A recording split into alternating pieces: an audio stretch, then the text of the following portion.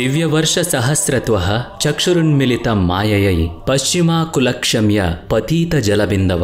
త్రిపురాసురులు అనే ముగ్గురు భయంకరమైన రాక్షసులను ఒక్కసారే సంహరించేందుకు పరమేశ్వరుడు స్వయంగా ఒక కఠినమైన తపస్సును చేయాల్సి వచ్చింది. కొన్ని వేల సంవత్సరాలు కొంచెం కూడా కదలకుండా మహాదేవుడు ఈ ఘోరమైన తపస్సు చేశాడు. తపస్సు పూర్తయిన వెంటనే కళ్ళు తెరిచిన పరమేశ్వరుడి కంటి నుంచి ఒక కన్నీటి బిందువు కింద పడింది. ఈ పరమ పవిత్రమైన కన్నీటి బిందువును భూమాత తనలో దాచుకుంది. రుద్రుడు, మహాకాలుడు, భైరవుడు అయిన శివుడికి సంబంధించి ఎన్నో కథలు పురాణాల్లో మనకు కనిపిస్తాయి. వీటిలో చాలా రహస్యాలు కూడా ఉన్నాయి. కొంతమందికి మాత్రమే వీటి గురించి పూర్తిగా అవగాహన ఉంది. కొంతమంది ఇంకా అర్థం చేసుకోవడానికి ప్రయత్నం చేస్తూ ఉన్నారు. అయితే చాలామంది శివపురాణంలోనూ లేదా శివుని గురించిన భయంతోనూ ఆయన గురించి తెలుసుకోవడానికి భయపడే వాళ్ళని చూస్తాం. పరమేశ్వరుని కన్నీటి నుంచి కింద పడిన బిందువే రుద్రాక్ష. మన పురాణాల్లో రుద్రాక్షకు ప్రత్యేకమైన స్థానం ఉంది. ఎంతోమంది జీవితాలను మార్చిన ఈ రుద్రాక్ష ఇప్పుడు ఈ ఆధునిక కాలంలో ఇంతగా సైన్స్ అభివృద్ధి చెందినా కూడా కొత్త కోణంలో రుద్రాక్షని చూడడం జరిగింది. మొత్తానికి ఎంతో మహత్తు కలిగిన ఈ రుద్రాక్ష గురించి తెలియజేసే ఈ వీడియోని చివరి వరకు తప్పకుండా చూడండి. రుద్రాక్షను ధరించిన తర్వాత మహాశివుడికి మంచి శకునాలు ఎదురవుతాయి.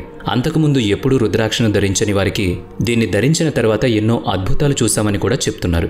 గంగా, యమున, సరస్వతి ఈ 3 నదులను ఒక్కసారిగా దర్శనం చేసినంత భాగ్యం రుద్రాక్షను దర్శనం చేసుకుంటేనే కలుగుతుంది. దీంతో శివుణ్ణి ధ్యానం చేసినా, జపం చేసినా పాపాల నుంచి విముక్తి కలుగుతుందని శివపురాణం, భాగవత పురాణం, పద్మపురాణంలో రుద్రాక్ష గురించి వర్ణించి ఉంది. ఉపనిషత్తుల్లోనూ గ్రంథాల్లోనూ ఈ శక్తివంతమైన యంత్రం యొక్క వర్ణన కూడా ఇవ్వబడింది. ఎన్నో జన్మల పుణ్యం ఉంటేనే కానీ ఈ యంత్రాన్ని అంటే రుద్రాక్షను ధరించలేమన్నది పురాణ కథనం. అయితే ఈరోజు మనకు లభిస్తున్న నవరత్నాలతో పాటు ఈ రుద్రాక్షను కూడా అంధవిశ్వాసంగా భావిస్తున్నారు. రుద్రాక్షను ధరించే వాళ్ళు మనకు అక్కడక్కడ కనిపిస్తూ ఉంటారు. శివపురాణం, దేవి భాగవతంలోనూ రుద్రాక్ష యొక్క మహత్యాన్ని, అలాగే ఎలా ధరించాలి, ఎలా వేసుకోవాలి వంటి ఎన్నో విషయాలు మనకి వివరంగా లభ్యమవుతాయి. మహిళలు రుద్రాక్షను ధరించవచ్చా? రుద్రాక్షను ధరించి స్నానం చేయొచ్చా? రుద్రాక్షను ధరించి మాంసాహారం తినొచ్చా?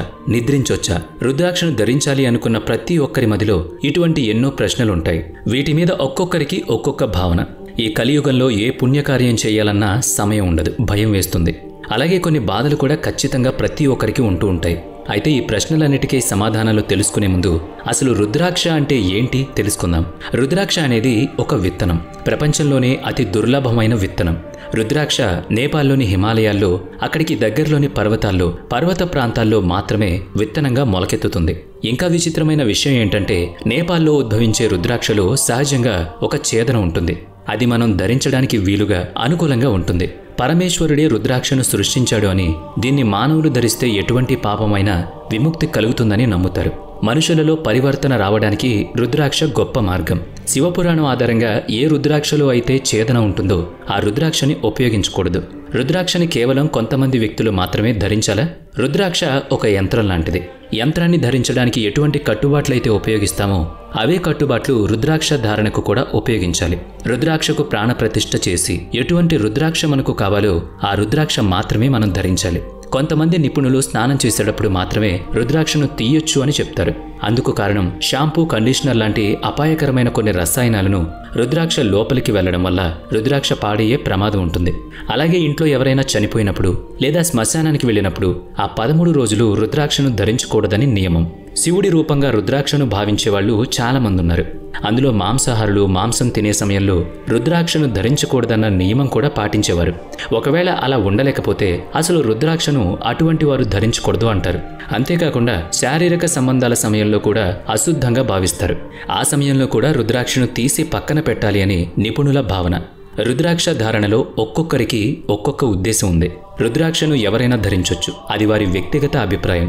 పద్మపురాణం ప్రకారం రుద్రాక్షలు ధరించడం అనే ఆలోచన కూడా దుర్లభమైనది. కేవలం పరమేశ్వరుడి కృప ఉంటేనే అటువంటి భావనలు కలుగుతాయి. రుద్రాక్షను ధరించడానికి హిందువే కానవసరం లేదు, ఏ మనిషైనా రుద్రాక్షను పొందొచ్చు. కానీ రుద్రాక్షను ధరించడంలోనూ ఇంకా రుద్రాక్ష నిర్వహణలోనూ కొన్ని నియమాలు మాత్రం పాటించాలి. ప్రతి రుద్రాక్షను భగవంతుణ్ణి ఎలా అయితే ప్రాణప్రతిష్ఠ చేసి కొలుస్తామో అలాగే రుద్రాక్షను కూడా వైదిక రీతిన ప్రాణప్రతిష్ఠ చేసి క్రియాశీలం చెయ్యాలి.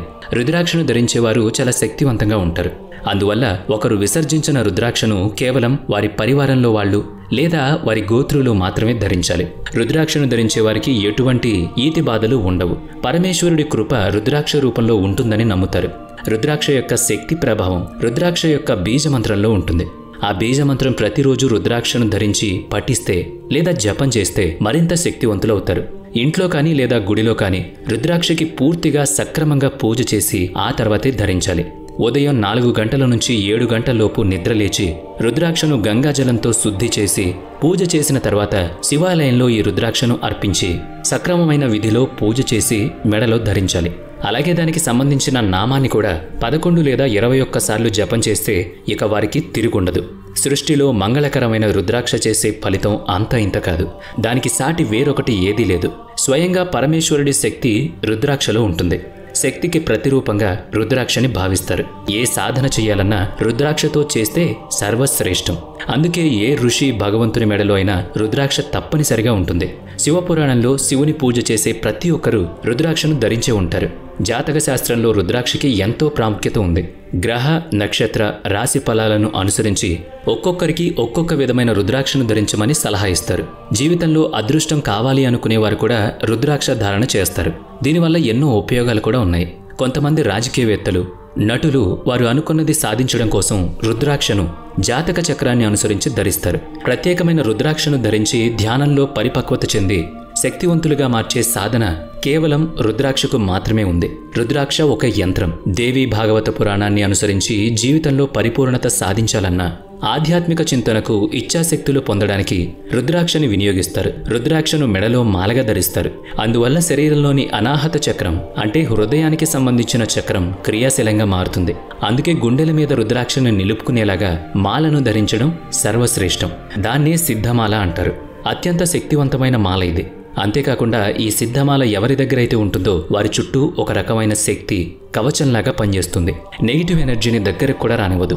అసలైన రుద్రాక్ష ఏదో నకిలీ రుద్రాక్ష ఏదో తెలుసుకునేందుకు ఇప్పుడు ఎన్నో మార్గాలున్నాయి. ఈ ఆధునిక కాలంలో ప్రస్తుతం రుద్రాక్షకు మరిన్ని స్వభావాలను కూడా గుర్తించారు. ఔషధ ఇంకా చికిత్స స్వభావం కూడా రుద్రాక్షకు ఉంది. బీపీ ఇంకా హృదయ సంబంధిత ఇబ్బందులకు రుద్రాక్ష ధరిస్తే ఉపశమనం కలిగిస్తుంది. మానవుని చేతనావస్థను మేల్కొలిపి అంతరంగిక భావనలను శాంతిపరుస్తుంది. అందుకే ఎన్నో పరిశోధనలు రుద్రాక్ష మీద ఇంకా జరుగుతూనే ఉన్నాయి. మానసిక ఆరోగ్య సమస్యలు ఉన్న వాళ్ళకి, ఆందోళన, డిప్రెషన్ వంటి వాళ్లకు రుద్రాక్ష ఒక ఔషధంగా వినియోగిస్తున్నారు అంటే అర్థం చేసుకోవచ్చు. రుద్రాక్ష యొక్క మహత్యం ఏంటో. పరమేశ్వరుని యొక్క మరో నామం మృత్యుంజయుడు. 16 ముఖాలున్న రుద్రాక్షను ఎక్కువగా చికిత్సకు వినియోగిస్తారు. ఏదైనా అనారోగ్య సమస్యలు ఉన్నవారికి 16 ముఖాలు ఉన్న రుద్రాక్షను జోడిస్తే వారికి తప్పకుండా ఉపశమనం లభిస్తుంది అని నిరూపితం కూడా అయింది. కానీ కేవలం రుద్రాక్ష వలన మాత్రమే చికిత్స జరగదు. డాక్టర్ల ప్రమేయం కూడా ఉండాలి. డాక్టర్లు ఇచ్చిన ఔషధాలను కూడా వాడుతూ ఉండాలి. కారణం తెలియని జబ్బులకి లేదా పూర్వకర్మ ఫలితాలకు, జననానికి ముందు వచ్చే సమస్యలకు రుద్రాక్ష ప్రయోగం వలన ఉపశమనం లభిస్తుంది. శారీరక మానసిక సమస్యలకు రుద్రాక్ష గొప్ప ఔషధం. వ్యవహార శైలిలో కూడా మార్పు వస్తుంది. రుద్రాక్షలో అనేక రకాలైన ఆకారాలు, పరిమాణాలు ఉన్నాయి. అయితే ప్రతి రుద్రాక్షకు ముఖం ఉంటుంది. అంటే ఒక గీతలాగా ఉంటుంది. దాన్ని ముఖం అని పిలుస్తారు. 16 ముఖాలు ఉన్న రుద్రాక్షని మహామృత్యుంజయ రుద్రాక్షగా పరిగణిస్తారు. ప్రతి ముఖానికి ఒక్కొక్క ప్రత్యేకత ఉంటుంది. చాలా వరకు 1 నుంచి 14 ముఖాలు ఉన్న రుద్రాక్ష గురించి తెలుసు. కానీ 29 ముఖాలున్న రుద్రాక్షను చాలా కొద్ది మంది మాత్రమే చూసుంటారు. కొద్దిమందికి మాత్రమే తెలుసుంటుంది. ఇలా రకరకాల ముఖాలు ఉన్న రుద్రాక్షను ప్రత్యేకమైన దేవతల రూపంగా పరిగణిస్తారు. అందుకే సిద్ధమాలను ఎక్కువగా ఉపయోగిస్తారు. ఈ సిద్ధమాల 14 ముఖాలతో ఉంటుంది. గౌరీశంకరుల రూపంలో గణేశ రూపంగానూ భావించి మెడలో వేసుకుంటారు. దీన్ని ఎవరైనా ధరించవచ్చు. ధర్మార్థ కామ మోక్షాలను పొందాలనుకునే వారికి ఈ సిద్ధమాల అత్యంత ప్రశస్తమైనది. ప్రపంచంలో అత్యంత శక్తివంతమైన సిద్ధమాల 21 ముఖాలతో ఉంది. త్రిజూటి రుద్రాక్ష కూడా ఇందులో భాగమే. స్వయంగా స్వర్గాధిపతి అయిన ఇంద్రుడు రుద్రాక్షను ధరిస్తాడని, అందుకే స్వర్గానికి రాజయ్యాడని నమ్ముతారు. 21 ముఖాలు ఉన్న రుద్రాక్షని ఇంద్రమాల అని పిలుస్తారు. పరమేశ్వరుడి కంటి నుంచి బిందువు ఎక్కడైతే, ఏ ప్రదేశంలో అయితే పడిందో ఆ ప్రదేశంలోనే రుద్రాక్ష చెట్టు మొలిచింది. అందుకే రుద్రాక్ష కేవలం 3 ప్రాంతాల్లో మాత్రమే చూడొచ్చు. నేపాల్, ఇండోనేషియా, ఉత్తరాఖండ్, వీటిలో కూడా నేపాల్ రుద్రాక్షకి చాలా ప్రత్యేకత ఉంది. దీని వెనుక ఎన్నో కారణాలున్నాయి. నేపాల్ స్వయంగా శివుడి యొక్క స్థానమని, హిమాలయాలకు దగ్గరలోనే ఉంటుంది కాబట్టి అక్కడ శివుడు నివసిస్తాడని, సంచరిస్తాడని ఒక నమ్మకం. అందుకే నేపాల్ రుద్రాక్ష ప్రత్యేకమైనది. శివపురాణాన్ని అనుసరించి రుద్రాక్షలో ఎన్నో పరిణామాలు కూడా ఉన్నాయి. ఉసిరికాయ పరిమాణం ఉన్న రుద్రాక్ష కేవలం నేపాల్లో మాత్రమే దొరుకుతుంది. ఇండోనేషియాలో దొరికే రుద్రాక్షలు చిన్నవిగా ఉంటాయి. ఆధ్యాత్మిక అవసరాల కోసం నేపాల్ రుద్రాక్షలు మాత్రమే ఉపయోగిస్తారు. అసలైన రుద్రాక్ష నీటిలో మునుగుతుంది, నకిలీ అయితే పైకి తేలిపోతుంది. అయితే అసలైన రుద్రాక్ష నీటిలో మునగ్గానే దాని రంగు కూడా కొద్దిగా మారుతుంది. అలా అది అసలైన రుద్రాక్ష అవునో కాదో కూడా తెలుసుకోవచ్చు. అయితే అసలు రుద్రాక్షలు నకిలీవి కూడా ఉంటాయి అని అనుమానం చాలామందికి వస్తూ ఉండొచ్చు. ఒకసారి విత్తనం పడిన తర్వాత ఆ చెట్టు ఎన్ని ముఖాలు ఉన్న రుద్రాక్షకు జన్మనిస్తుంది అన్నది ఎవరూ చెప్పలేరు. అందుకే చాలా అరుదుగా దొరికే రుద్రాక్షలు కూడా ఉంటాయి. వాటికి నకలును కూడా తయారు చేస్తూ ఉంటారు. వాటి మీద విఘ్నేశ్వరుడు, బ్రహ్మ, సరస్వతి ముఖాలను చెక్కి రుద్రాక్షలుగా అమ్మేస్తారు. ఇప్పుడు ఆధునిక పద్ధతుల్లో అసలైన రుద్రాక్ష అవునో కాదో తెలుసుకునే అవకాశం కూడా మనకు లభ్యం అవుతుంది. ఎన్నో ల్యాబొరేటరీస్లో రుద్రాక్షను పరిశీలించి గుర్తిస్తున్నారు. పాలతో పరీక్ష, నీటితో పరీక్ష, రాగితో పరీక్ష, ఇలా ఎన్నో రకాల పరీక్షలు చేస్తారు. కానీ ఇవన్నీ శాస్త్రీయమైనవి కాదు. అసలు రుద్రాక్షను పరీక్షించడానికి ఈ పరీక్షలు సరిపోవు. ఒక నిపుణుడితో మాత్రమే అసలైనది అవునో కాదో తేలుతుంది. రుద్రాక్షకు ఎక్స్రే తీసి ఎన్ని ముఖాలు ఉన్నాయో కూడా చెప్తారు. అంతేకాకుండా రుద్రాక్ష పూర్తిగా తయారయ్యిందో లేదో, వాటికి ఎన్ని ముఖాలున్నాయో అవి కూడా ఎక్స్రే రిపోర్ట్లోనే మనకు లభ్యం అవుతాయి. రుద్రాక్షకు సహజంగా వచ్చే గీతలలో రంధ్రాల్లో కొన్ని పదార్థాలను నింపి వాటి పరిణామాన్ని, బరువును మారుస్తున్నారు. ఇవన్నీ మనకి ఎక్స్రే ద్వారానే తెలుస్తాయి. ఎన్నో రహస్యాలు, ఎన్నో కథలు, పురాణాలు, మహత్తులు ఇవన్నీ రుద్రాక్షని ప్రత్యేకంగా చూపిస్తాయి. కానీ ఇలా వాటిని కూడా నకలుగా చేసి పవిత్రతను దెబ్బతీస్తున్నారు. రుద్రాక్షని ఎవరు ఎప్పుడు ఎలా ధరించాలి అన్నది వారి వ్యక్తిగత అభిప్రాయం. అవసరాలను బట్టి నిపుణుల సలహాలను అనుసరించి రుద్రాక్షను ధరించడం మంచి పద్ధతి. అలాగే మంచి నాణ్యత కలిగిన రుద్రాక్ష ధరించడం ముఖ్యం. అనుమానంతో లేదా భయంతో రుద్రాక్షను ధరించకూడదు. పూర్తి నమ్మకంతో మాత్రమే దాన్ని ధరించాలి. అప్పుడే ఫలితం ఉంటుంది.